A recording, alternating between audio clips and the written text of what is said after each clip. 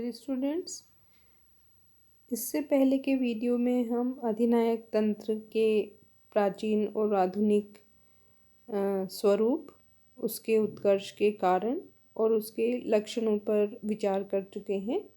आज हम अधिनायक तंत्र के गुण, दोष और निष्कर्ष पढ़ेंगे। अधिनायक तंत्र के प्रमुख गुण इस तरह हैं: शासन में एकता और कुशलता। अधिनायक तंत्र में शासन शक्ति एक व्यक्ति में ही निहित होती है। कानून निर्माण, प्रशासन एवं न्यायिक निर्णय सभी कार्य इस एक व्यक्ति के द्वारा ही किए जाते हैं। एक ही व्यक्ति के अधिकार के अंतर्गत संपूर्ण शासन व्यवस्था होने के कारण इसमें शासक संगठन में कार्य कुशलता एवं सरलता आ जाती है। अधिनायक का शासन सक्षम, शीघ्र एवं मितव्ययी होता है। जैक्सन द्वारा अपनी पुस्तक रिसेंट पॉलिटिकल थॉट में स्पेन के अधिनायक रिवेरा की सफलताओं का जो वर्णन किया गया है वह इस संबंध में उदाहरण रूप में है। उन्होंने लिखा है कि स्पेन वासियों के इतिहास में यह पहला मौका है जबकि रेलें समय पर चलती है, नई रेल सड़कें बनाई गई हैं और स्पेन के परंपरागत खच्चरी मार्गों की जगह मोटर सड़कों ने ले ली है। अधिनायकवाद के अधीन व्यापार और उद्योग समृद्ध हुए हैं, कृषि फली फूली है और श्रम संकट दूर हो गया है। प्रथम विश्व युद्ध के बाद अव्यवस्थित वातावरण में एक अधिनायक ही आर्थिक और सामाजिक जीवन का पुनरुद्धार कर सकता था। दूसरा गुण है उत्तरदायित्व का विभाजन नहीं। प्रजातंत्र में उत्तरदायित्व का विभाजन हो जाता है और यह कहावत ठीक है कि बहुतों का उत्तरदायित्व किसी का भी उत्तरदायित्व नहीं रहता। लेकिन अधिनायकत्व में एक ही व्यक्ति संपूर्ण राष्ट्रीय हितों का संरक्षक होता है और यह अधिनायक अपने राजनीतिक कर्तव्यों को धार्मिक क्रियाओं के समान ही उत्साहपूर्वक करता है। संकट काल के लिए भी सर्वाधिक उपयुक्त व्यवस्था है। राष्ट्रीय संकट के समय शीघ्रतापूर्वक और अपूर्व साहसिकता के साथ कार्य करने की आवश्यकता होती है। प्रजातंत्र या कुलीन तंत्र में इस प्रकार कार्य नहीं किया जा सकता। संकट काल के अंतर्गत केवल एक अधिनायक ही आंतरिक प्रशासन एवं वैदेशिक संबंध का कार्य भली भांति करते हुए अपने देश की प्रतिष्ठा में वृद्धि कर सकता है। अधिनायकवाद में प्रशासनिक अपव्यय बहुत कम हो जाता है क्योंकि न तो शासन व्यवस्था के संबंध में लंबा चौड़ा प्रबंध करना पड़ता है, न ही चुनावों आदि के प्रबंध में धन का अपव्यय होता है। अधिनायकवादी व्यवस्था राष्ट्रीय भावना जागृत करने की दिशा में बहुत अधिक सहायक सिद्ध होती है।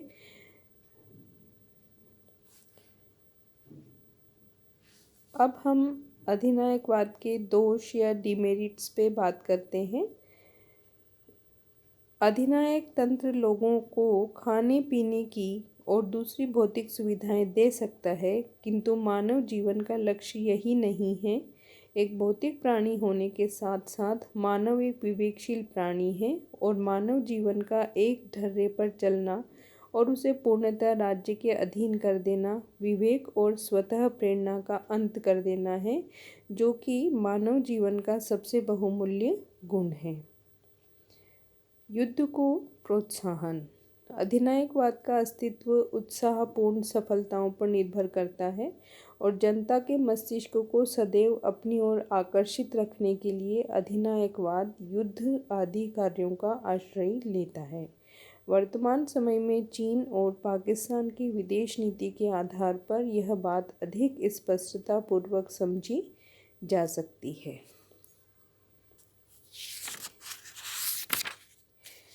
योग्य उत्तराधिकारी का आश्वासन भी अधिनायकवाद में नहीं मिलता। अधिनायकवाद के अधीन अच्छे प्रशासन को एक लंबे समय तक जारी नहीं रखा जा सकता क्योंकि एक योग्य अधिनायक का सुयोग्य उत्तराधिकारी प्राप्त करना कठिन होता है। साधारणतया तो एक अधिनायक की मृत्यु के बाद में अशांति और अव्यवस्था ही उत्पन्न होती है। अधिनायकवाद के अंतर्गत शासक को बिना किन्हीं प्रतिबंधों के शासन की पूर्ण शक्ति प्राप्त होती है और यह एक तथ्य है कि निरंकुश शक्ति शासक को पूर्णतया भ्रष्ट कर देती है। अधिनायक के द्वारा अत्याचार और अनाचार का मार्ग अपना लिया जाता है और कभी कभी तो ये अत्याचार सीमातीत ही हो जाते हैं। इसमें संदेह नहीं कि अधिनायकवाद के अंतर्गत एक ही व्यक्ति के हाथ में संपूर्ण शक्ति होने के कारण शासन में कुशलता आ जाती है, लेकिन इस प्रकार की प्रशासनिक कुशलता केवल कुछ समय के लिए होती है और कुछ समय के बाद स्थिति बदतर हो जाती है। अधिनायकवाद मानव स्वतंत्रता के सिद्धांत और वर्तमान समय के अनुकूल नहीं है। अतः यह स्पष्ट है कि अधिनायकवाद एक श्रेष्ठ शासन व्यवस्था नहीं है।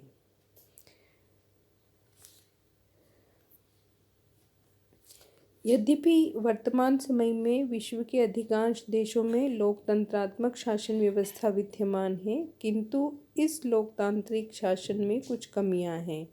लोकतंत्र एक धीमी शासन व्यवस्था है। इसके अंतर्गत निर्णय लेने और इन निर्णयों के कार्य रूप में परिणत करने में आवश्यक रूप से बहुत अधिक समय और धन लगता है।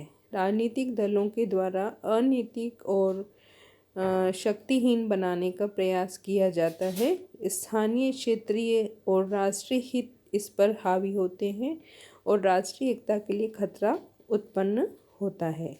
लोकतंत्र में धन का अपव्यय, भ्रष्टाचार, प्रशासकीय अकुशलता भी देखी गई है।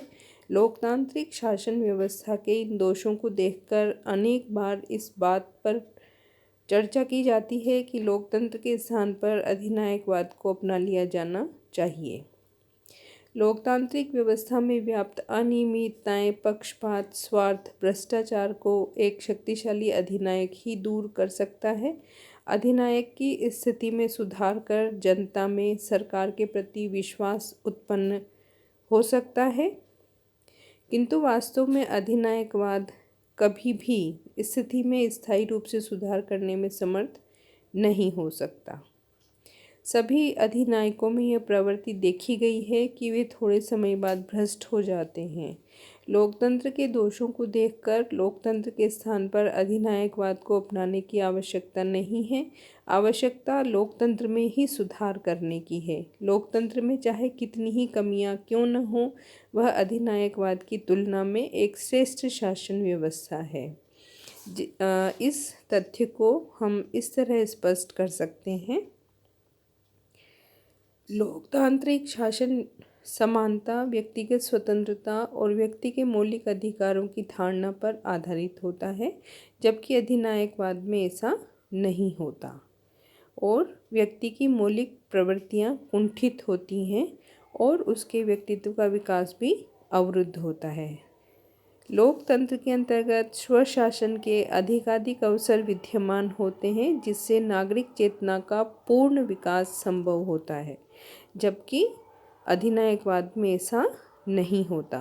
वर्तमान समय में सुशासन के स्थान पर स्वशासन को प्राथमिकता दी जाती है। लोकतांत्रिक शासन व्यवस्था जनता के प्रति उत्तरदायी होती है और शासक वर्ग को सीमित शक्तियां प्राप्त होती है। इस कारण लोकतंत्र में शासक वर्ग कभी भी मनमानी करने का साहस नहीं कर सकता, जबकि अधिनायक की शक्तियां असीमित होती हैं और जनता के द्वारा उसे कभी पद से हटाया भी नहीं जा सकता, जिसके कारण अधिनायक के द्वारा भ्रष्टतापूर्ण आचरण की प्रवृत्ति अपना ली जाती है और यह शोषण पर आधारित हो जाता है। इसी तरह से लोकतंत्र में सभी व्यक्तियों को राजनीतिक क्षेत्र में कार्य करने का अवसर मिलता है, जबकि अधिनायकवाद में कुछ ही लोगों को कार्य करने का अवसर मिलता है। उनकी योग्यता का लाभ पूरे राज्य और समाज को नहीं मिल पाता। लोकतंत्र ऐसी व्यवस्था है जिसके द्वारा अपनी कमियों को समझकर उन्हें दूर करने का प्रयत्न किया जा सकता है। आलोचनाओं से सरकार को अपने दोषों और जनमत का पता लगता रहता है और जनमत के भय से सरकार अपने कर्तव्यों के प्रति जागरूक भी रहती है, किंतु अधिनायकवाद में आलोचकों और विरोधियों का दमन कर दिया जाता है, जिससे उसमें सुधार की कोई गुंजाइश नहीं रहती। लोकतंत्र उदार राष्ट्रवाद में विश्वास करता है और अपने साथ साथ अन्य देशों के विकास को भी ध्यान में रखकर अंतर्राष्ट्रवाद, विश्व शांति और विश्व बंधुत्व का मार्ग प्रशस्त करता है। किंतु अधिनायकवाद उग्र राष्ट्रवाद को जन्म देता है, जो युद्ध और साम्राज्यवाद का कारण बनता है। जो 2 विश्व युद्ध हुए हैं वह अधिनायक व्यवस्थाओं के द्वारा ही प्रारंभ किए गए थे। इसके अतिरिक्त लोकतंत्र परिवर्तनशील होता है, काल और परिस्थितियों के अनुसार इसमें परिवर्तन होता रहता है। इस कारण लोकतंत्र बदलती हुई परिस्थितियों का बहुत अधिक अच्छे प्रकार से सामना कर सकता है, जबकि अधिनायकवाद में यह बात नहीं होती। यह कहा जाता है कि संगठन और अनुशासन की एकता के कारण अधिनायकवादी शासन युद्ध और अन्य प्रकार के संकट का बहुत अधिक अच्छे प्रकार से सामना कर सकता है, किंतु वास्तव में ऐसा नहीं है। लोकतंत्र के अंदर भी राष्ट्रीय संकट के समय विभिन्न राजनीतिक दल अपने पारस्परिक मतभेदों को भुला देते हैं और उनके द्वारा एक इकाई के रूप में संकट का सामना किया जाता है। जहाँ तक कार्यकुशलता का संबंध है, अधिनायक तंत्र तात्कालिक रूप से ही लोकतंत्र से अधिक कार्यकुशल शासन है, अंतिम रूप में नहीं। उपयुक्त सभी बातों के अतिरिक्त अधिनायकवाद की अपेक्षा लोकतंत्र का नागरिकों के चरित्र पर अधिक श्रेष्ठ प्रभाव पड़ता है। डॉक्टर फाइनर ने लिखा है कि अधिनायक तंत्र की विपन्न एवं भयभीत प्रजा जीवन के उन उच्चतम नैतिक मूल्यों से गिर जाती है जिनका संबंध समस्त मानव समाज की जीवन प्रणाली से है, क्योंकि उनकी महानता की खुलेआम निंदा की जाती है। अतः यह कहा जा सकता है कि अधिनायक तंत्र लोकतंत्र का विकल्प नहीं है। लोकतंत्र के अपने कुछ दोष हो सकते हैं, किंतु वह अधिनायकवाद की भांति क्रूर, निर्दयी, मानवता का विरोधी तथा दासता का प्रतीक नहीं है। लोकतंत्र के दोषों से भयभीत होकर लोकतंत्र के स्थान पर अधिनायकवाद को अपनाने की आवश्यकता नहीं है, वरन जैसा कि एल्फ्रेड स्मिथ ने लिखा है, लोकतंत्र के सभी रोगों का निदान अधिक लोकतंत्र के द्वारा ही हो सकता है। तो यहाँ आपका ये चैप्टर पूरा होता है। अगले वीडियो में फिर मिलेंगे, तब तक स्वस्थ रहिए, मस्त रहिए।